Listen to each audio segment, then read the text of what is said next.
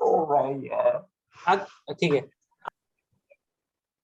Hello everyone, कैसे हो सब के सब?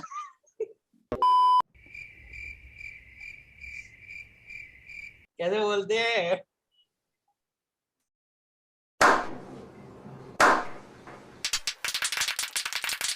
अरे यार 3, 2, 1।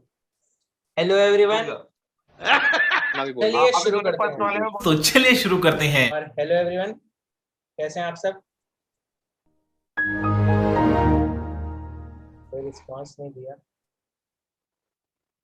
अभी तो हमसे बोल रहा है कि ऑडियंस से बोल रहा है? तुमसे बोल रहा था मैं।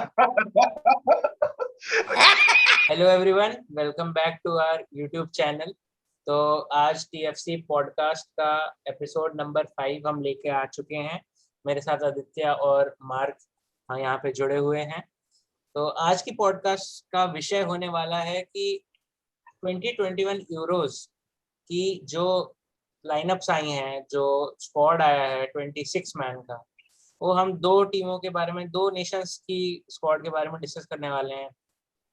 सबसे पहले है अपनी फ्रांस, जो कि वर्ल्ड कप विनर हैं। काफ़ी अच्छे अच्छे टैलेंट्स पिछले साल में उभर के आए हैं। एम्बापे हो गए, उस्मान डेम्बेले हो गए, किंग्सली कोमैन हो गए। हालांकि एंगोलो कांटे को भी देखें तो काफ़ी महत्वपूर्ण उनका रोल रहा है अपने क्लब करियर में भी। तो और दूसरी टीम हम जिसके बारे में डिस्कशन करने वाले हैं, वो है बेल्जियम। बेल्जियम भी एक गोल्डन जनरेशन कहा जा रहा था उन्हें पिछले लास्ट 3-4 ईयर्स से, लेकिन जब से वर्ल्ड कप में शर्मनाक हार देखने को मिली, तब उसके बाद से वो विंडो बहुत जल्दी क्लोज होते हुए हमको दिख रही है। क्योंकि जो गोल्डन जनरेशन है काफी ज्यादा डिफेंस ओल्ड हो चुकी है। मेरा पहला सवाल यहाँ पे मार्क से है कि मार्क, आप एक प्रीमियर लीग पंडित हैं। हम जानते हैं कि बेल्जियम की जो डिफेंस है वो काफी ज्यादा एजिंग है, काफी ज्यादा ओल्ड है। उनपे बिल्कुल भी पेस नहीं है, जो कि एक काउंटर अटैकिंग थ्रेट हो सकता है। बहुत सारी टीम्स ट्राई करेंगे, जैसे मान लीजिए फ्रांस ही उनके खिलाफ अगर खेले, राउंड ऑफ 16 में मिल जाए, चाहे उसमें मिले सेमीफाइनल में, तो उनके पास पेस वाले प्लेयर हैं, जैसे एम्बापे हो गए, जो कि एक सेकंड में कहाँ से कहाँ पहुंच जाएंगे हम नहीं बता सकते। तो क्या लगता है कैसे वो थ्रेट को डील कर सकते हैं विद द लाइक्स ऑफ, आपके पास डिफेंडर है टोबी अल्डरवेयरेल्ट, जिनका काफी अच्छा सीजन नहीं हुआ है टॉटनहम के साथ, और आपके पास कास्टान्या है, काफी अच्छे प्लेयर हैं, बट जेसन डिनायर का सबसे ज्यादा महत्वपूर्ण और अच्छा सीजन हुआ है। बाकी के सेंट्रल डिफेंडर्स अगर हम देखे जाएं, तो इस पे आपका क्या टेक है? क्या करे बेल्जियम? मुझे लगता है कि हमारे बेल्जियम का स्क्वाड काफी बढ़िया है। डिफेंस के अलावा आगे की तरफ देखे जाए तो मतलब कि काफी अच्छे प्लेयर हैं। कुछ पोजीशंस में हम बाद में उनकी बात करेंगे, बट डिफेंस की बात करी जाए, मतलब कि पहले उनकी बात कर रहे थे हम लोग वर्ल्ड कप के टाइम, 2018 फीफा वर्ल्ड कप, कि टोबी अल्डरवेयरेल्ट है और विंसेंट कंपनी भी थे और वर्टोंगन भी थे। मतलब कि काफी एक्सपीरियंस स्क्वाड था, and like you somewhere had a balance of pace and power and roughness.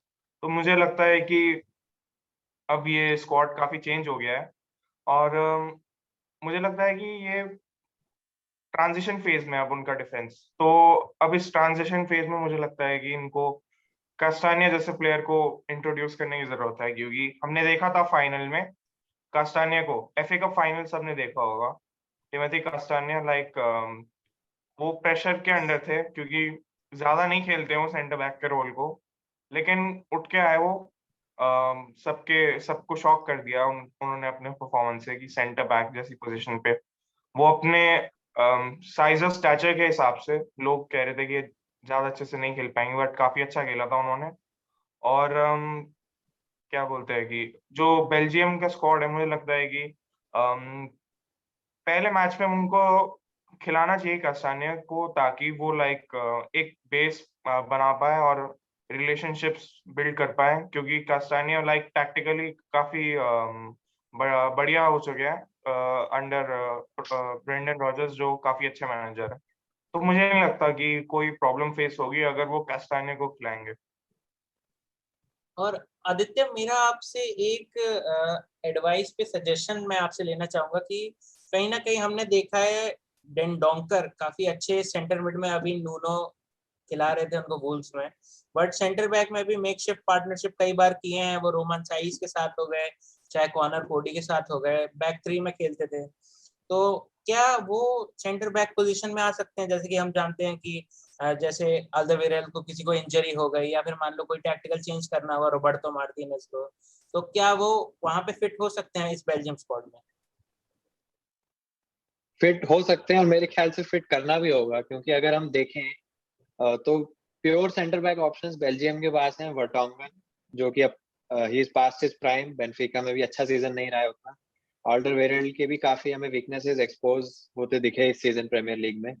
और जेसन डेनायर का अच्छा सीजन रहा है लियों में, लेकिन उसके बाद अगर हम देखें तो डेड्रिक बोयाटा और थॉमस वर्मालेन, जो कि जापान में खेलते हैं अपनी फुटबॉल।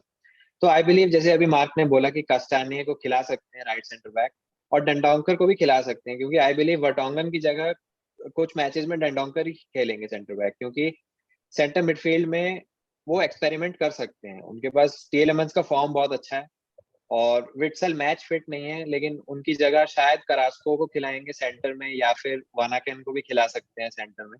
तो उनके पास मिडफील्ड में ऑप्शंस हैं, लेकिन डेंडोंकर पेस प्रोवाइड करते हैं जो कि बहुत ही ज्यादा लैकिंग है, और बैक थ्री में खेल चुके हैं जैसे भी शितांजु ने बोला ही वुल्व्स में। तो आई बिलीव फिट हो सकते हैं, और फिट करना भी होगा कुछ स्टेजेस में टूर्नामेंट के। मार्क, अभी आदित्य ने बात की कि जो विट्सल हैं अभी अभी इंजरी से आए हैं, काफी ज्यादा इंजरी प्रोन थे। विट्सल बोरुसिया डॉर्टमुंड के आने के बाद भी लास्ट 2 मैचेस में भी नहीं खेले। तो क्या लगता है आपको कि उनको जो कॉल किया है स्क्वाड के लिए, बेल्जियम नेशनल स्क्वाड के लिए, क्या ये सही डिसीजन है, या फिर उनकी जगह किसी एक और फुल बैक को लाया जा सकता था? जैसे जॉर्डन लुकाकू हम जानते हैं काफी अच्छे पेस प्रोवाइड करते हैं, या फिर हम लोग जाना जाए को जानते हैं, जानो जाए जो भी है, तो मैनचेस्टर यूनाइटेड में खेल चुके हैं। तो as a Manchester United fan और एज अ न्यूट्रल भी, क्या आपको लगता है कि ये सही डिसीजन लिया है रोबर्टो मार्टिनेज ने? नहीं, मुझे लगता है कि ये काफी अच्छा डिसीजन लिया है, क्योंकि विट्सल को सबने देखा ही होगा कितने वो बॉल बॉल के साथ स्मूथ हैं, और मतलब काफी काफी अच्छे प्लेयर है, और सिल्की प्लेयर है, और डिफेंसिव मिडफील्डर्स काफी रेयर होते हैं जो बॉल के साथ अच्छे होते हैं। और विट्सल को आपने डॉर्टमुंड में देखा होगा पिछले 2-3 साल में, मतलब वो अम, मतलब कि की मोमेंट्स में उन्होंने गोल्स भी मारे काफी बार। और यही नहीं कि वो मतलब कि बॉक्स के अंदर से मारे, मतलब बाहर से भी उनके पास ही has a very good strike within हिम। सो मुझे लगता है कि वो मैच फिट रहेंगे बीच में, और मुझे लगता है कि काफी की प्लेयर रहेंगे। मुझे लगता है कि फेलाइनी का भी एक बड़ा शाउट जाता है मिडफील्ड में, क्योंकि फेलाइनी काफी, despite all the criticism he gets in the 80th minute, in the 75th minute, आप किसी को चेक इन करना चाहते हो जो बॉक्स के अंदर रन करेंगे और बुली करेंगे प्लेयर्स को, देखा जाए तो। और फेलाइनी काफी अच्छा करते थे वो काम, और फेलाइनी मुझे लगता है कि अंडररेटेड थे काफी इसके लिए, क्योंकि वो after after the 75th minute उन्होंने पता नहीं कितने सारे गोल्स मारे अपने करियर में। He build a career out of it. तो मुझे लगता है कि और वो उनको बुलाना चाहिए था, और फेलाइनी काफी की रहे थे। बॉक्स इसी के पे एक बाहर पॉइंट से। मैं ऐड करना चाहूंगा कि जो बेल्जियम का ग्रुप है यूरो में, वो उतना टफ नहीं है। तो मेरे ख्याल से अगर विट्सल मैच फिट नहीं है, लेकिन अगर उनको स्क्वाड फर्स्ट 11 में ना खिला के एज अ सब्स्टिट्यूट ईज इन किया जाए, तो आई बिलीव ग्रुप ऐसा है कि वो ऐसा कर सकते हैं बिना रिस्क के। और जब तक वो नॉकआउट्स तक पहुंचेंगे, जो कि आई बिलीव पहुंच ही जाएंगे आसानी से, तब तक विट्सल शायद अपनी फिटनेस रिगेन करें। तो मेरे ख्याल से काफी सही डिसीजन है। बिल्कुल। और बॉक्स के बाहर से स्ट्राइक, जैसे बात की मार्क ने कि विट्सल बाहर से भी शॉट ले सकते हैं, तो उनके जैसा एक सिमिलर प्लेयर मेरे दिमाग में आ रहा है, यूरी टीलेमंस। क्या ही गोल मारा था एफए कप में, इतनी दूर से, पता नहीं कितने सारे फैंस तो भाई पगला गए थे, भाई ये क्या देख लिया, वो भी लाइव में। तो काफी अच्छा एक उनका सीजन रहा है ब्रेंडन रॉजर्स के अंडर में, और काफी टैक्टिकली ग्रो भी किए हैं वो इस सीजन। भले ही वो जैसे ही वो डिफेंस में भी हो गया या फिर अटैक में हो गया, चाहे 1-2-1 लिंकअप में हो गया। तो क्या लगता है आपको, उन्हें अटैकिंग रोल खिलाना चाहिए या डिफेंसिव रोल खिलाना चाहिए रोबर्टो मार्टिनेज को, क्योंकि हम जानते हैं कि दोनों ही में वो बखूबी माहिर है। क्या लगता है आपको आदित्य? टेलेमंस का काफी अच्छा सीजन रहा लेस्टर में दोनों रोल्स में, जैसे अभी बोला आपने। और फ्लैशी प्लेयर नहीं है, लेकिन काफी इफेक्टिव प्लेयर हैं, दोनों रोल्स बहुत अच्छे से प्ले करते हैं। एफए कप फाइनल का गोल तो हमने देखा ही था। लेकिन लेस्टर का स्क्वाड ऐसा है कि वो दोनों रोल्स उनको खेलने ही पड़ते हैं, क्योंकि एक तरह से पूरा का पूरा मिडफील्ड उनके अराउंड है। क्योंकि मैडिसन एक लग्जरी टाइप के प्लेयर हैं, ज्यादा भागते नहीं है, और एनडीडी है एक डिफेंसिव ऑप्शन, लेकिन वो बॉल पे उतने अच्छे नहीं है। तो और मैडिसन भी काफी ज्यादातर इंजरी रहती है। तो वो जो डिफेंस टू अटैक ट्रांजिशन में बॉल को सप्लाई करना होता है, वो काम टेलेमेंट्स का ही होता है लेस्टर स्क्वाड में। लेकिन आई बिलीव बेल्जियम के पास काफी अटैकिंग टैलेंट है। उनका ज्यादातर अटैक विंग बैक से आता है और सेंटर से आता है, जैसे हैजार्ड खेलते हैं एक अटैकिंग मिडफील्डर या फिर एक विंगर के रोल में। तो इस स्क्वाड में और इस स्क्वाड डायनामिक को देखते हुए टीएलएमएस को ज्यादा अटैकिंग खेलने की जरूरत नहीं है। वो अगर पीछे रहें तो ही अच्छा है। उनके पास स्टेमिना काफी है। वो अपने अगर बैक थ्री को हेल्प करें तो ज्यादा हेल्प होएगी, क्योंकि बैक थ्री को काफी जरूरत है किसी और की जो उनको शील्ड करे, उनकी हेल्प करे थोड़ी सी। तो आई बिलीव ज्यादा अटैकिंग नहीं खेलना चाहिए, डिफेंसिव ही खेलना चाहिए इस बेल्जियम स्क्वाड में।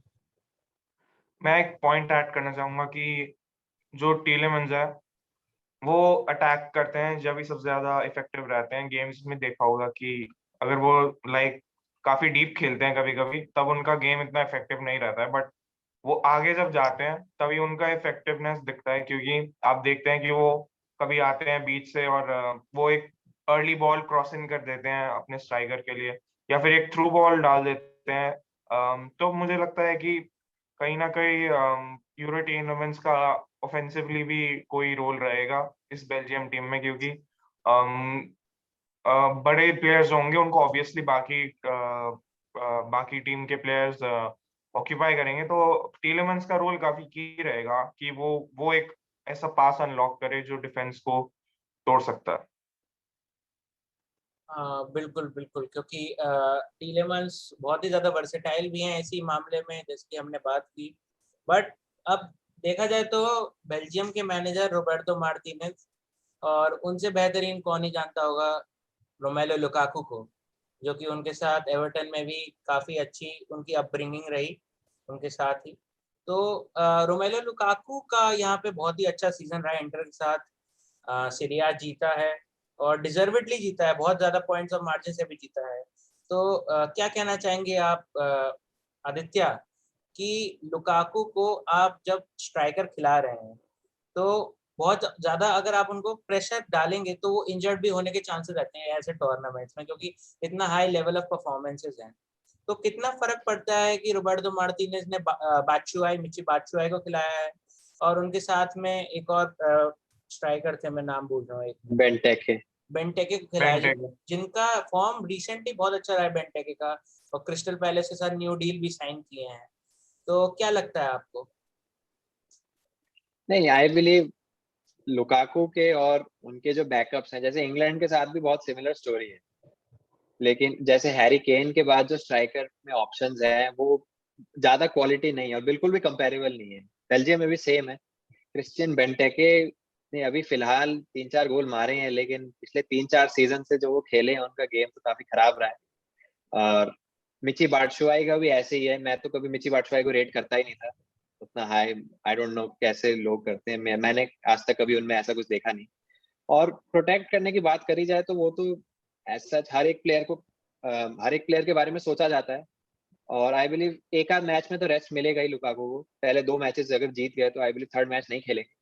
लेकिन इतना आई बिलीव नहीं सोचेगी बेल्जियम की मैनेजमेंट कि लुकाकू को इंजरी से बचाना है, क्योंकि उनका अटैकिंग सिस्टम काफी फ्लूइड है और लुकाकू का भी रोल चेंज हुआ है इस सीजन काफी ज्यादा।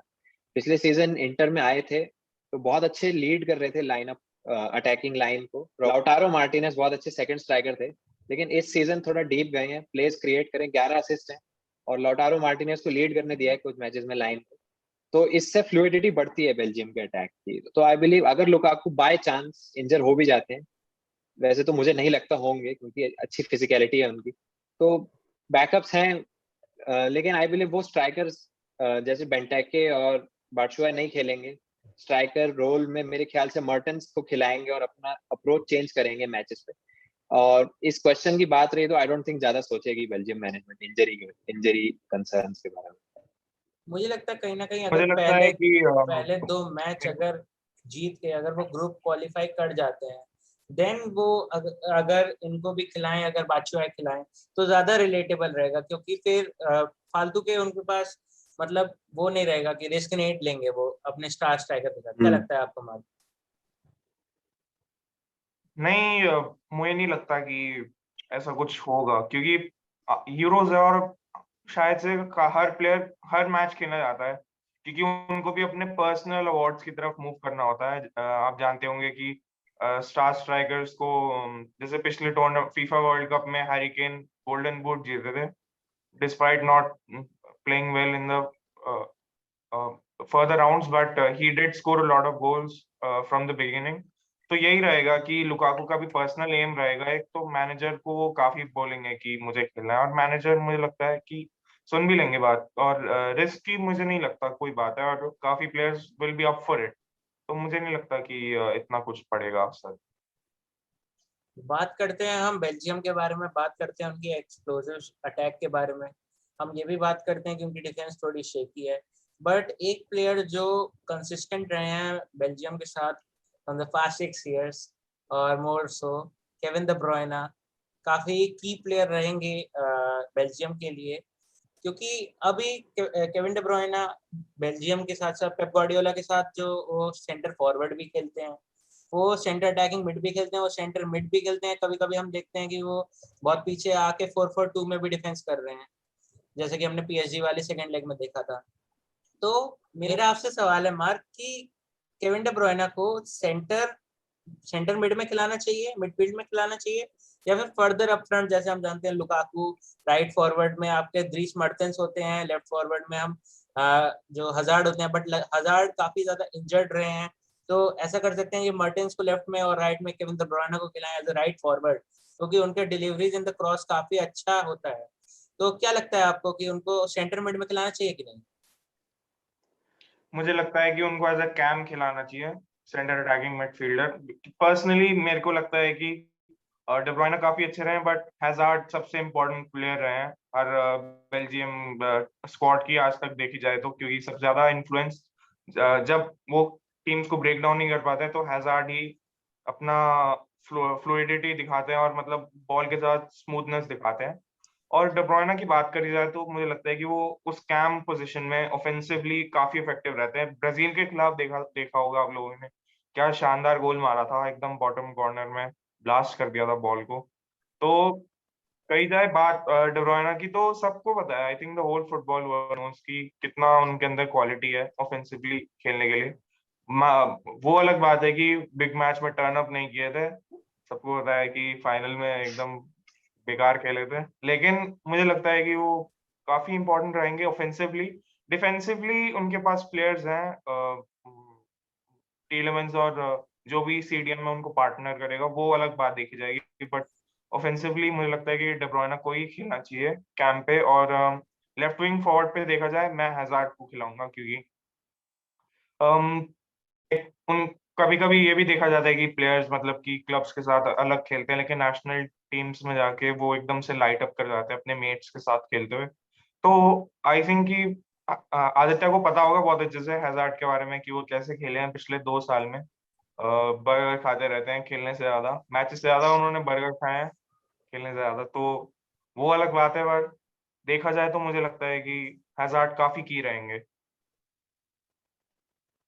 अब यहाँ पे तो काफी बात हो चुकी है बेल्जियम स्क्वाड की। बेल्जियम के बारे में एक लास्ट क्वेश्चन मैं आदित्य से पूछना चाहूंगा कि Leandro Trossard Brighton and Hove Albion के लिए बहुत काफी अच्छा खेलते हैं, की प्लेयर की तरह काम आते हैं। कहीं ना कहीं हम ब्राइटन में देखते हैं तो एक दो ही प्लेयर सामने आते हैं, लुइस डंक हो गए, ट्रोसार्ड हो गए। तो मैनचेस्टर सिटी के खिलाफ भी काफी अच्छा गोल उन्होंने मारा था, काफी काम कंपोज फिनिश किया था जब एक मैन डाउन थे। तो क्या कहना चाहेंगे लियांड्रो ट्रोसार्ड को, अगर हजार्ड इंजर्ड रहते हैं तो क्या ट्रोसार्ड को खिलाना चाहिए या नहीं खिलाना चाहिए, या टॉर्गन हजार्ड को खिलाना चाहिए? आई बिलीव डॉर्टमंड में थॉर्गन हैजार्ड भी काफी ज्यादा इंजर्ड रहते हैं, सारे मैचेस नहीं खेलते। ईडन हैजार्ड जितना तो नहीं, लेकिन लेफ्ट पे कभी जेडन सांचो को हमने खेलते देखा है, कभी राफेल वेरेरो को खेलते देखा है, कभी ब्रांट को खेलते देखा है, कभी रॉयस को। तो थॉर्गन हैजार्ड को डॉर्टमंड में ज्यादा अपॉर्चुनिटीज नहीं मिलती। ट्रॉसार्ड कंसिस्टेंट रहे काफी ब्राइटन के साथ, और ब्राइटन का फुटबॉल देखने में भी काफी मजा आता है, काफी अच्छा है उनका गेम है ट्रॉसार्ड का। कोई फिनिशर नहीं है स्क्वाड में, एक शायद वही प्रॉब्लम है। लेकिन ब्राइटन की बात हम बाद में करेंगे। और आई बिलीव मेरे, अगर मैं पर्सनली रॉबर्टो मार्टिनेज होता तो मैं ट्रॉसार्ड को प्रेफर करता, लेकिन मेरे ख्याल से रॉबर्टो मार्टिनेज थॉर्गन हैजार्ड को प्रेफर करेंगे या फिर मर्टेंस को प्रेफर करेंगे। ट्रॉसार्ड अंडररेटेड प्लेयर हैं, उनका गेम बढ़ता जा रहा है हर सीजन और वो इम्प्रूव करेंगे, लेकिन इस स्क्वाड में आई बिलीव अभी उनकी जगह बनी नहीं है, और आई बिलीव उन्हें प्रेफर भी नहीं किया जाएगा। करना चाहिए लेकिन किया नहीं जाएगा। हाँ, ट्रोसार्ड की बात करी जाए तो काफी क्वालिटी प्लेयर है। हमारे खिलाफ जब खेले थे वो 3-2 हम लोग जीते थे, एकदम लास्ट ओवर टाइम गेम के बाद हमने पेनल्टी मार के गोल मैच जीता था, 99 याद है मेरे मिनट को। में। हाँ, फुल टाइम एकदम बढ़िया विसल के गेम बाद। था। हाँ, अरे फाउल किया था ना मगवायर पे, तो वो अलग बात है, लेकिन उस गेम में क्या खेले थे वो, मैं बोल नहीं सकता है ना कि एकदम एकदम दे ब्लू अवे यूनाइटेड। और मुझे लगता है कि काफी काफी की प्लेयर रहेंगे। और थॉर्गन हज़ार्ड को वही आदित्य ने बात करी कि हमने हर मैच में उनको खेलते हुए देखा नहीं रेगुलरली, क्योंकि वो रहे हैं इंजर्ड। और मुझे लगता है कि कहीं ना कहीं इनका रोल भी आएगा इस टूर्नामेंट में, कहीं या तो सब्स्टिट्यूट की तरह आएंगे, और अगर इम्पैक्ट अच्छे से कर सकते हैं गेम को, तो फिर मुझे लगता है कि ये अपना अपना पोजीशन सिक्योर कर पाएंगे कहीं। बेल्जियम की बात करें तो की प्लेयर काफी ज्यादा आपने बताया, ट्रोखार्ड भी हैं, केविन द ब्रुयना है, हजार्ड भी रहते हैं, इनफॉर्म अगर रहेंगे तो काफी की प्लेयर रहते हैं।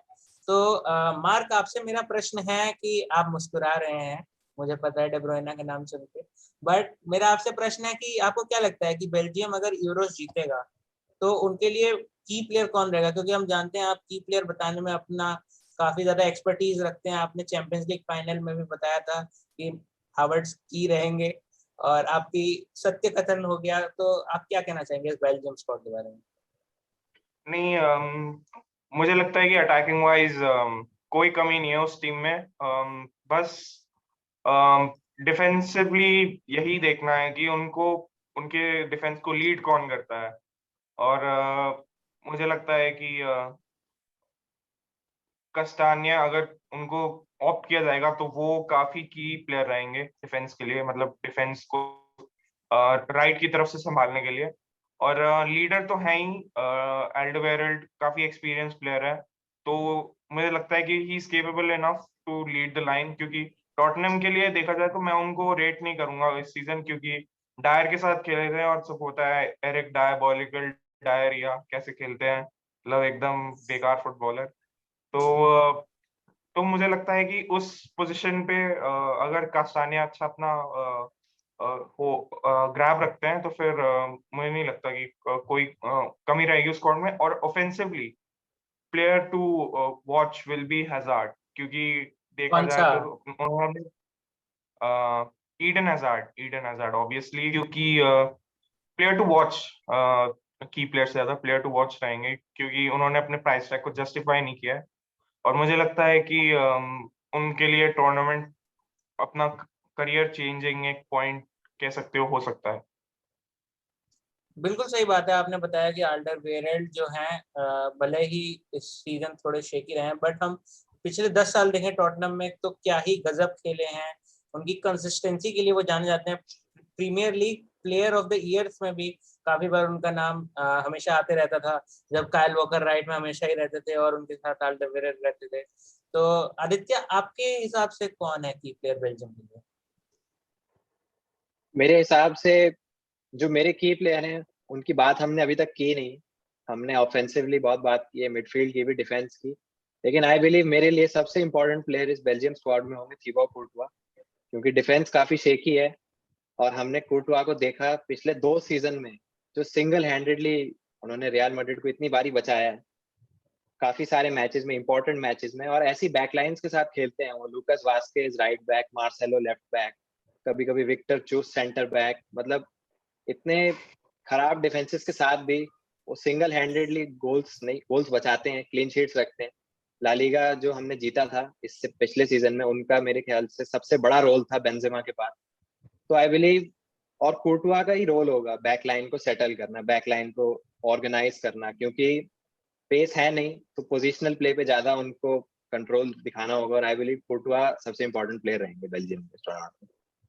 हाँ, एकदम बढ़िया खेलते हैं। और सेमीफाइनल में भी देखा था वर्नर का क्या सेव किया था। वो तो अलग बात है, वर्नर मार नहीं पाते, पर हाँ बढ़िया सेव तो बहुत बढ़िया था सेमीफाइनल में। नहीं, बिल्कुल हम देखते हैं कोर्तुआ को। हमने देखा था ब्राजील के खिलाफ, जब आप बता रहे थे कि केविन डे ब्रुयने ने जो बेल्टर मारा था, उस मैच में भी काफी ज्यादा सेव्स किए थे कोर्तुआ ने। नेमार के सेव्स किए थे, कुटिन्हो के सेव्स किए थे, आउट ऑफ द बॉक्स काफी अच्छे। तो हाँ, बिल्कुल वो एक की प्लेयर रह सकते हैं। अब हम नेक्स्ट चलते हैं अपनी फ्रांस की टीम के नाम। हम जानते हैं फ्रांस की कैसी गोल्डन जनरेशन रही है, और अभी अपब्रिंगिंग ही हो रही है गोल्डन जनरेशन की। शुरुआत ही हमने देखा था यूरो 2016 में फाइनल्स तक पहुंचे थे। सब लोगों ने सोचा था कि कैसे वो फेवरेट है फाइनल के लिए, बट जो लिखा था वही हुआ। फेरी टेल स्टोरी हुई, रोनाल्डो इंजर्ड हुए, फिर एडेयर आके आउट ऑफ द बॉक्स कितना ही प्यारा गोल मारा। लॉरिस ने तो पता नहीं लल्ला लॉरिस कर दिया। तो बात बात करते हैं हम उनकी टीम के बारे में। तो मार्क, आपसे मेरा सवाल है कि गोलकीपर में किसको खिलाना चाहिए? लॉरिस थोड़े शेकी से रहे हैं टॉटनहम के लिए भी। जो मैनचेस्टर सिटी के खिलाफ मैच हुई थी उसमें भी एक पेनल्टी जैसे कंसीड किए थे, तो इतनी अच्छी पेनल्टी नहीं थी, वो आराम से रुक सकती थी। या फिर हमें लिल के गोलकीपर के पास जाना चाहिए, जो मेगन जो भी। नहीं, मुझे लगता है कि माइक काफी अच्छे रहे हैं लील के लिए। और ये काफी ऑफ सीजन रहा है लॉरीज के लिए। मतलब उन्होंने काफी अच्छे मैचेस भी खेले हैं, मतलब जहां पे उन्होंने काफी अच्छे सेव्स करे थे। लेकिन ये स्पर्स का डिफेंस ही, जैसे हम पहले बात करते हैं एरिक डायबॉलिकल डायरिया, मतलब ये खेलते नहीं है बिल्कुल। ये अपने बाकी प्लेयर्स को भी अराउंड हिम उनको भी कंटामिनेट करते हैं, इतना जो बुखार है ये, मतलब ढंग से नहीं खेलने का। तो मुझे नहीं लगता कि लोरीस को जज करना चाहिए।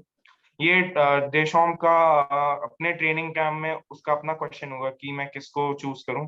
और ऑब्वियसली लोरीस काफी प्लेयर है उस ड्रेसिंग रूम के। टूर्नामेंट में भी उनका काफी बड़ा रोल था। माइक की बात करी जाए, लील को जिताया इस साल, काफी अच्छे गोलकीपर है। लीगा लोग उतना ज्यादा नहीं देखते हैं, बट जितना देखा है उनका, उस हिसाब से वो काफी बढ़िया खेलते हैं। और मुझे लगता है कि उन दोनों के बीच में कंपटीशन रहेगा।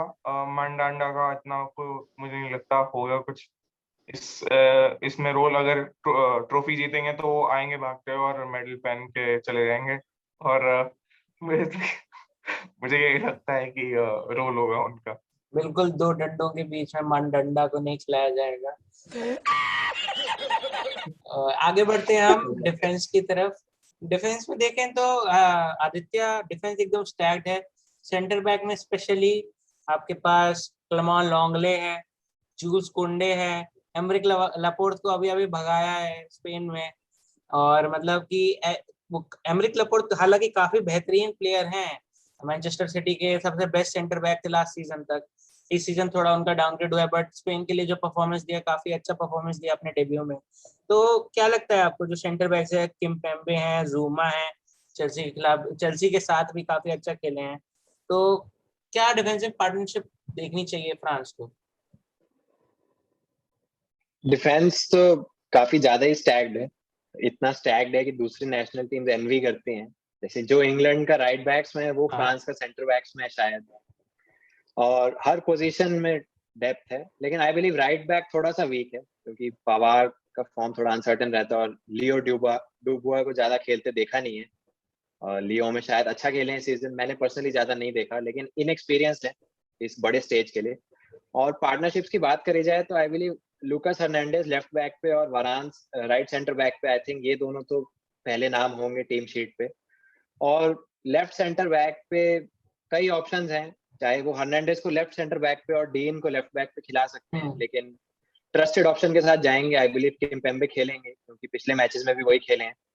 आई पर्सनली वांट कि जूल्स कुंडे खेले, क्योंकि बहुत मैंने उनको खेलते देखा है इस सीजन, काफी बहुत ज्यादा टैलेंटेड है, बहुत ज्यादा कंपोज है बॉल पे, काफी हाई उनका मार्केट वैल्यूएशन है, काफी टीम साइन करना चाहती हैं।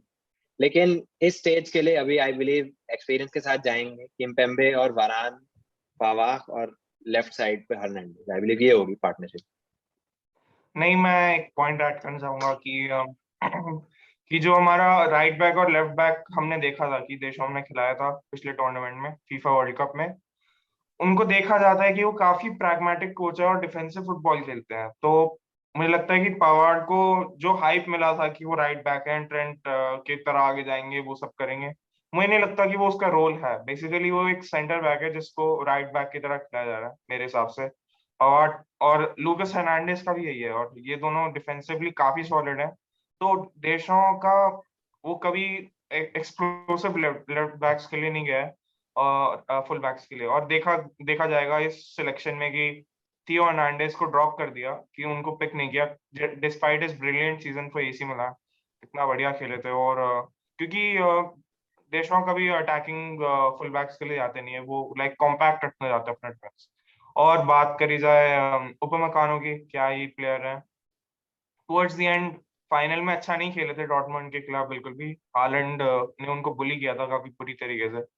लेकिन मुझे लगता है कि काफी क्वालिटी प्लेयर है, और उनका काफी बड़ा करियर है उनके आगे। तो आई थिंक कि उनको पिक करना चाहिए था, उनके लिए लर्निंग एक्सपीरियंस रहता काफी बड़ा।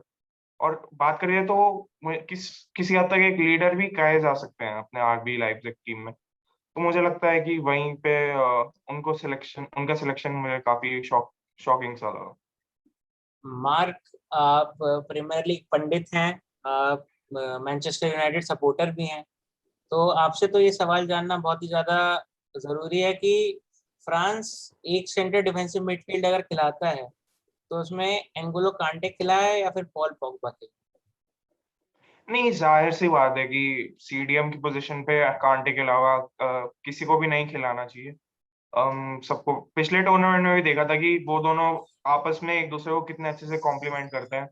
कांटे डूइंग ऑल द, और देखा जाए तो कांटे हार्ड वर्क कर रहे थे, लेकिन पॉल पोगबा को भी अलग तरीके से हमने देखा था कि वो काफी ग्रिटी थे और काफी डिफेंसिवली स्ट्रांग थे। और ये उनका अच्छा ट्रेट नहीं है, बट फ्रांस के लिए देखा था काफी हार्ड वर्क कर रहे थे। तो जाहिर सी बात है कि कांटे को खिलाना चाहिए हमको, क्योंकि सब पूरी दुनिया को पता है कि एंगोलो कांटे कौन है। वो एकदम स्माइल करते हैं, सबका दिल खुश कर देते हैं, और खेलते हुए बहुत बढ़िया खेलते हैं। और थोड़े ओवर हाइप थे इस सीजन, पर मुझे नहीं लगता कि उनके अलावा कोई और खेलना चाहिए। और पॉल पोगबा का क्रिएटिव इन्फ्लुएंस काफी अच्छा रहेगा उनके लॉन्ग बॉल्स किलियन एम्बापे के लिए, और एंटवान ग्रीजमान। तो ये जो पार्टनरशिप है वो अलग रहेगी, और कांटे और पोगबा का अलग रहेगा मुझे लगता है। आगे बात की जाए तो हमारे पास मेन स्ट्राइकर तो एम्बापे हैं ही, बट उन पे आने से पहले मैं ग्रीजमान के बारे में पूछना चाहूंगा मार्क से कि ग्रीजमान काफी अच्छे खिलाड़ी हैं, काफी ज्यादा फ्रांस के लिए बेहतरीन खेलते हैं। बार्सिलोना के हालांकि काफी अच्छा नहीं खेल पाते हैं, लेकिन जैसे हम फ्रांस की उनकी देखें हिस्ट्री, तो गोल्स पे गोल्स, असिस्ट पे असिस्ट दिए जाते हैं। क्या लगता है आपको, मार्क की प्लेयर रहेंगे क्या?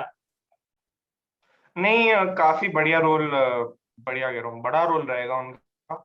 और ग्रीजमैन को आप देखा जाए तो वो एज अ, ना एम्बापे खेलते हैं एज अ मेन स्ट्राइकर, और ना ग्रीजमैन खेलते हैं। Griezmann likes to play off the main striker, second striker का जो रोल है एथलेटिको और फ्रांस दोनों के लिए काफी बढ़िया से निभाते हैं। और और एम्बापे भी उनको देखा जाए तो वो विंग पोजीशन पे ज्यादा अच्छा खेलते हैं। और आपने देखा होगा अगेंस्ट मैन सिटी की, एज अ स्ट्राइकर उनको आइसोलेट कर दिया जाता था, और अगेंस्ट गुड डिफेंसेस वो अच्छा नहीं खेल पाते इतना as from the striker position. तो मुझे लगता है कि विंग पोजीशन से काफी एक्सप्लोसिव रहेंगे। और ग्रीजमैन की बात करी जाए तो काफी अच्छे खेलते हैं, अच्छा खेलते हैं सेकंड स्ट्राइकर पोजीशन में, और मुझे लगता है काफी की रहेंगे। अगर वो अपना फ्लेयर लाएंगे इस टूर्नामेंट में, तो शायद ही कुछ कोई रोक सकता है फ्रांस को। क्योंकि यूरो 2016 में देखा था, उन्होंने 6 गोल मारे थे, गोल्डन बूट जीता था। अगले टूर्नामेंट में उन्होंने बोला कि मैंने ज्यादा गोल नहीं मारे, क्योंकि मैंने पिछली बार ज्यादा गोल मारे थे, हम हार गए थे फाइनल में। तो उन्होंने सोचा कि इस बार थोड़े कम मारता हूँ। और उनका सेट पीस टेकिंग से भी देखा जाए अर्जेंटीना के खिलाफ क्या बढ़िया फ्री किक लिया था, क्रॉस बार से लग के चला गया था ऊपर। तो काफी सारे अलग आगे फॉरवर्ड लाइन में उनके पास हैं। और बात करी जाए बेंजेमा की भी, उसका आगे हम बात करेंगे काफी डिटेल में, तो वो अलग डिस्कशन है।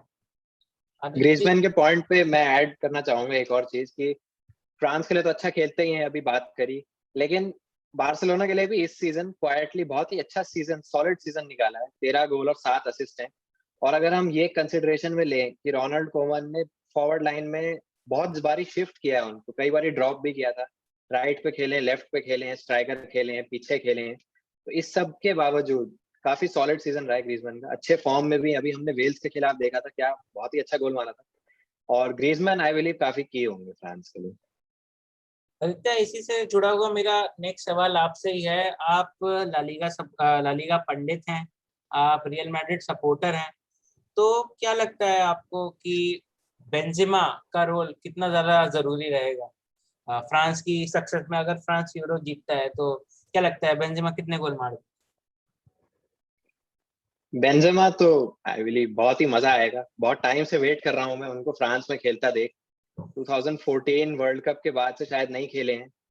और नेशनल टीम के स्टैट्स उतने अच्छे नहीं है, लेकिन I think the whole world knows Benzema कितने अच्छे प्लेयर हैं। और लास्ट वर्ल्ड कप में हमने जिरू को देखा था, प्ले होल्ड अप करते थे, आगे बॉल सप्लाई करते थे एम्बापे और ग्रीजमैन, और खुद गोल्स नहीं मार पाए थे, एक भी गोल नहीं था वर्ल्ड कप में। और बेंजेमा वो रोल कर सकते हैं और जीरो से बढ़िया कर सकते हैं, और उसके साथ खुद भी गोल्स मार सकते हैं। बेंजेमा ने बोला था कि वो फरारी हैं, जीरो गो कार्ट हैं।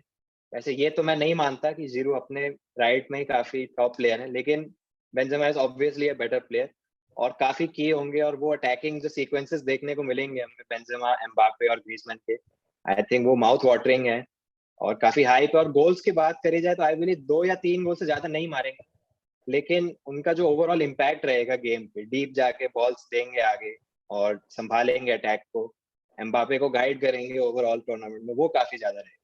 वो गोल्स और असिस्ट से और ज्यादा ट्रांसेंड करेगा। मुझे ये भी लगता है कि पेनल्टी टेकिंग उनको शायद ग्रीजमैन को ही देनी चाहिए, क्योंकि वो हर बार गोल मारते हैं पेनल्टी स्पॉट से। मिस कर दिया था इस बार। नहीं, फाइनल में मारा था, वर्ल्ड कप फाइनल में। हाँ, फाइनल में मारा था। नहीं, देखा जाए तो क्या बोलते हैं कि ग्रीजमैन काफी बढ़िया प्लेयर है, और मुझे लगता है कि बेंजेमा उनको अच्छे से कॉम्प्लीमेंट करेंगे और उनका रिलेशनशिप काफी अच्छा रहेगा, क्योंकि जिरूड बॉल अच्छा होल्ड अप करते हैं, लेकिन वो बेंजेमा जितने स्मूथ और फ्लूइड नहीं है। और मुझे लगता है कि बेंजेमा काफी अच्छे से उस अटैकिंग लाइनअप को लीड कर पाएंगे। और कई बार कई जाए उनकी बात, आउट ऑफ द बॉक्स भी काफी अच्छे से गोल मारते हैं। एक उन्होंने 2014 वर्ल्ड कप में, याद होगा या नहीं मेरे को पता नहीं, पर एक बहुत दूर से गोल मारा था। वो डिस्क्वालीफाई हो गया था क्योंकि रेफरी ने वेसल बजा दिया था पहले ही, लेकिन क्या गोल मारा था उन्होंने आउट ऑफ द बॉक्स तो। और अभी चेल्सी के खिलाफ भी उन्होंने एक बहुत बढ़िया शॉट लिया था, जस्ट मिस हो गया था गोल से। तो मुझे लगता है कि बहुत बढ़िया थ्रेट रहेंगे वो अगेंस्ट टॉप टीम्स। और जिरूड बाद में आ सकते हैं आफ्टर द 80th मिनट, किसी को क्या बोलते हैं, ग्रीजमैन को हटा के या फिर किसी और प्लेयर को हटा के जो कि लेफ्ट साइड पे खेलेगा। तो फिर यही लगता है मेरे को। देखा जाए तो बेंजेमा की नेशनल कैप्स हैं 82, और जो आपके जीरो हैं उनके 107 कैप्स हैं। और गोल्स देखा जाए तो बेंजेमा के 27 गोल्स हैं और आपके जीरो के 44 गोल्स हैं। और सेकंड पे चल रहे हैं highest goal scorers for France में। थ्योरी ऑनरी थे सबसे ज्यादा, कितने 50 या 53 गोल्स कुछ मारे हैं। और मुझे लगता है कि जीरू का काफी अच्छा चांस है ये रिकॉर्ड ब्रेक करने का, क्योंकि जैसे हाफ टाइम के बाद में आएंगे तो टारगेट मैन की तरह काफी अच्छा खेलते हैं, हेडर वेडर से गोल मार देंगे, पता चलिए एक आध बाइसिकल की एक और मार दे, लगी लगा में क्या पता। तो देखना बहुत ज्यादा इंटरेस्टिंग होगा जीरू के बारे में। बस अब ये फ्रांस का स्क्वाड हमारा यहाँ पे पूरा होता है, और कोई मेरे को दिखता तो नहीं है। एक इंक्लूजन, बेन येडर काफी अच्छा खेले हैं मोनाको के साथ में, थोराम भी अच्छा खेल रहे थे जब बोरुसिया मॉन्चेनग्लैडबाख का एक फेज आया था जब रोजा लीव नहीं कर रहे थे, उससे पहले जब उन्होंने कहा नहीं था कि मैं जाऊंगा छोड़ के, उससे पहले काफी अच्छा इनफॉर्म टीम था। तो इन पे क्या कहना चाहेंगे मार्क? नहीं, बेन येडर सबको पता है कि फीफा में बड़ा बेकार खेलते हैं, लेकिन वैसे काफी टॉप क्वालिटी स्ट्राइकर हैं। और देखा जाए तो ये इनका भी रोल मुझे लगता है कि against the lesser quality teams इनको खिलाया जाएगा, इनको इनको स्टार्ट करा जाएगा। और देशों ने पिछले टूर्नामेंट में भी एक मैच में एक ऐसा आया था जब सब बी स्क्वाड वाले टीम प्लेयर्स को खिलाया था। और मुझे लगता है कि अच्छा खेलेंगे ये। और टूराम का भी काफी एक्सप्लोसिव है और बाहर से भी बहुत बहुत बढ़िया शॉट्स मारते हैं। तो मुझे लगता है कि इन दोनों का भी काफी की रोल रहेगा इस शॉट। एक और प्लेयर की मैं बात करना चाहूंगा पर्सनली, इनकी हमने अभी तक बात नहीं की है। हमने कांटे और पोग्बा की काफी बात करी मिडफील्ड में, लेकिन अगर हम वर्ल्ड कप में देखें, जैसे अभी मार्क ने बोला, डेशॉम काफी डिफेंसिव कोच है, प्रैग्मेटिक कोच है, और वही जो मिडफील्ड था फ्रांस का वो सिंबलाइज करता है, जैसे जो कांटे और मटुइडी का पिवट था वो सिंबलाइज करता था उनकी पूरी स्ट्रेटेजी। इस यूरो में मटुइडी नहीं है, तो हमने फ्रांस को देखा है पिछले एक साल में वो डायमंड खिलाते हैं, मिडफील्ड डायमंड, जिसपे एड्रियन राबियो खेलते हैं। यूवेंटस के साथ हमने देखा बिल्कुल अच्छा सीजन नहीं था, अच्छा परफॉर्म नहीं कर पाया, एटीट्यूड पे भी क्वेश्चंस थे, लेकिन आई बिलीव वो काफी की रहेंगे फ्रांस के लिए, क्योंकि जब वो जोन में होते हैं अपने और एफर्ट के साथ खेलते हैं तो काफी स्मूथ प्लेयर हैं। जब पीएसजी में खेलते थे हमने देखा था कुछ परफॉर्मेंसेस बहुत ही अच्छी थी उनकी। तो आई बिलीव माटुइडी को रिप्लेस तो नहीं कर रहे, as a like for like replacement तो नहीं है, लेकिन उनका अपना जो रोल उन्हें दिया गया है इस यूरो फ्रांस के स्क्वाड में वो काफी इंपॉर्टेंट रहेगा। नहीं, माटुइडी काफी की प्लेयर थे, लेफ्ट साइड से आते थे और काफी सरप्राइज रहते थे लोग कि इनको लेफ्ट साइड से खिलाया जाता था एज अ लेफ्ट विंगर। लेकिन काफी बढ़िया वो अपने रोल को प्ले करते थे और बॉल्स अच्छे से डालते थे बॉक्स के अंदर। और कहीं ना कहीं राबियो भी काफी की रहेंगे इस टीम में, क्योंकि बहुत, जैसे आदित्य ने बोला, काफी स्मूथ प्लेयर है। और पोर्चुगल के भी खिलाफ एक मैच हुआ था फ्रांस का पिछले साल, या फिर इस साल के शुरू में, आई डोंट रिमेम्बर। 1-0 जीत गए थे, कांटे ने गोल मारा था। हाँ, और काफी बढ़िया खेले थे राबियो उस गेम में। और बॉक्स टू बॉक्स की बात करी जाए, ट्रांजिशन में काफी बढ़िया खेल रहे थे और लाइक काफी की पासेस दे रहे थे उस गेम में। तो मुझे लगता है कि काफी की रहेंगे इस टूर्नामेंट में और माटुइडी का रोल मुझे लगता है वो निभा सकते हैं काफी। एक तरह से बेनी एडर की हमने बात करी, मार्क ने कहा बेनी एडर को फीफा वाले बढ़िया नहीं बनाते हैं, तो बेनी एडर कहेंगे फीफा वालों को ये बिक गई है गवर्नमेंट, ये अब गवर्नमेंट में कुछ भी नहीं है, अब ये सारे मिलकर हमको पागल बना रहे हैं। तो चलिए अब हम आपसे पूछना चाह रहे हैं मार्क कि आपके की प्लेयर कौन है आपके। हम जानते हैं कि आपने काई हैवर्ट्स का बहुत ही अच्छी तरीके से प्रिडिक्शन किया था चेल्सी के जीत में। नहीं, मुझे लगता है कि हमारे की प्लेयर रहेंगे पॉल पोग्बा। काफी काफी इन्फ्लुएंशियल है जिस भी टीम में खेलते हैं। और हंसने की बात नहीं है, ये फैक्ट है कि मैन यूनाइटेड। मुझे लगा आप मजाक कर रहे हो, मुझे लगा आप कहोगे कि जैसे एलेक्स टेलिस पिछली बार गया था साइनिंग ऑफ द ईयर में वैसे। नहीं, मैं मजाक नहीं कर रहा हूँ, क्योंकि पॉल पोग्बा का हर टीम में काफी अच्छा इन्फ्लुएंस रहा है। लेफ्ट से जब खेले थे वो यूवेंटस के लिए, तब टीम ऑफ द सीजन के लिए बार बार नॉमिनेट हो रहे थे। और पॉल पोग्बा जब मैन यूनाइटेड के लिए इस सीजन खेले लेफ्ट से, काफी बढ़िया खेले। उनके प्ले को देखा जाए तो मतलब कि ड्रिबल करने की बात करी जाए, प्लेयर्स के पास जा रहे थे और मतलब बहुत बढ़िया खेले थे। देशों के अंडर वो ये सब नहीं करेंगे, ये फैक्ट है, क्योंकि वो उनको कॉम्पैक्ट रखना होता है। लेकिन मेरे को लगता है कि उनकी जो थ्रू बॉल्स रहेंगी एम्बापे और ग्रीजमैन के लिए, तो वो काफी की रहेंगी। मुझे लगता है कि बहुत की प्लेयर रहेंगे। और एक्स फैक्टर की बात करी जाए फ्रांस के, ये बेंजेमा ही रहेंगे, क्योंकि सबको पता है बेंजेमा का क्वालिटी कितना बढ़िया है। हमने अभी बात करी थी कि बेंजेमा कैसे कॉम्प्लीमेंट करेंगे दूसरे प्लेयर्स को, और ज्यादा उस टॉपिक पे टच नहीं करना चाहूंगा, बट हाँ, बेंजेमा काफी की रहेंगे और प्लेयर टू वॉच मेरे बेंजेमा रहेंगे। काफी अच्छा भी उन्होंने गोल भी मारा था चेल्सी के खिलाफ, जो हेड हाँ, से कंट्रोल करके एकदम वॉली पे मारा था। हाँ। तो आदित्य, हम थोड़ा सा इंसाइट जानना चाहते हैं आपसे। थोड़ा सा हमें पता चल ही गया है कि बेंजेमा के प्रति आप थोड़ा सा टिल्टेड हैं, बट एज अ न्यूट्रल क्या कहना चाहेंगे? नहीं, as a Real Madrid fan मैं तो थोड़ा बायस हूँ ही, बेंजेमा की क्वालिटी हमें पता है, और आई बिलीव फ्रांस में उनका फॉर्म काफी अच्छा होगा, क्योंकि 2 सीजन का एक्सपीरियंस है उनको पूरे अटैक को कैरी करने का। असेंसियो और विनीसियस जैसे प्लेयर्स के साथ खेलते हैं वो, और second highest scorer real Madrid के बेंजेमा के बाद कासेमीरो है, जो कि अपने आप सजेस्ट करता है कि उनके अलावा कितना अच्छा अटैक या फिर बिल्कुल अच्छा अटैक नहीं है। और विनीसियस और असेंसियो से एम्बापे और ग्रीजमैन का जंप तो बहुत ही ज्यादा है। और हमने ट्रेनिंग सेशंस मैंने देखे थे, कुछ वीडियोस आते रहते हैं जैसे, तो काफी अच्छी टीम बॉन्डिंग भी है। ऐसा लग नहीं रहा कि 10 साल के बाद या 8 साल या 7 साल आई बिलीव उसके बाद 8 नेशनल टीम में आए हैं, 8 साल। ऐसा लग नहीं रहा। बिल्कुल काफी मतलब टीम फिलॉसफी के साथ काफी इंग्रेंड हो गए हैं पहले से। लेकिन की तो रहेंगे ऑब्वियसली, मेरे लिए भी की प्लेयर हैं। लेकिन मैं ये देखना चाहूंगा कि डेशॉम्प उन्हें कितना ट्रस्ट करते हैं, क्योंकि अभी अभी आए हैं टीम में, तो ऑब्वियसली डेशॉम्प की बात हुई होगी उनसे, थोड़ा बहुत तो ट्रस्ट करते ही हैं। लेकिन स्टार्टिंग के मैचेस में आई डोंट थिंक खेलेंगे, पहले मैच में आई थिंक जीरो ही खेलेंगे। ऐसा सब आ सकते हैं वो, लेकिन ये देखना बहुत क्रूशल होगा कि कितना उन पे ट्रस्ट रहता है डेशॉम्प का। और player to watch I believe Pogba होंगे मेरे, क्योंकि फ्रांस के लिए जैसे अभी मार्क ने बोला बहुत अच्छा खेलते हैं। यूवेंटस के लिए तो हमने देखा ही था, जो वो लेफ्ट पे खेलते थे, सेंटर में पिरलो होते थे, तो बहुत ही अच्छा खेलते थे। चैंपियंस लीग फाइनल तक पहुंचे थे, बार्सिलोना से हार गए थे। और उनके काफी, जैसे अभी मार्क ने बोला ही था, मैं उसको रिपीट नहीं करना चाहता, लेकिन उनके जो डायगनल्स होंगे एम्बापे और ग्रीजमैन को, उनके थ्रू पासेस वो काफी ज्यादा इंपॉर्टेंट होंगे। और बेंजेमा जब उनके आगे होंगे तो वो बेंजेमा को देंगे, फिर बेंजेमा आगे सप्लाई करेंगे, तो वो जो कॉम्बिनेशन देखने को मिलेगा वो भी बहुत मजा आएगा देखने में।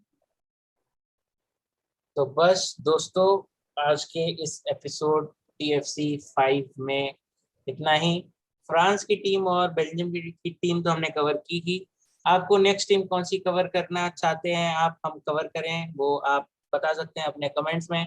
और जैसे कि दोनों ही दिग्गज पंडित ने बताया कि मैनचेस्टर यूनाइटेड के Paul Pogba is going to be the player to watch for France, तो उन्हीं के मूव पे हम लोग ये पॉडकास्ट एंड करेंगे।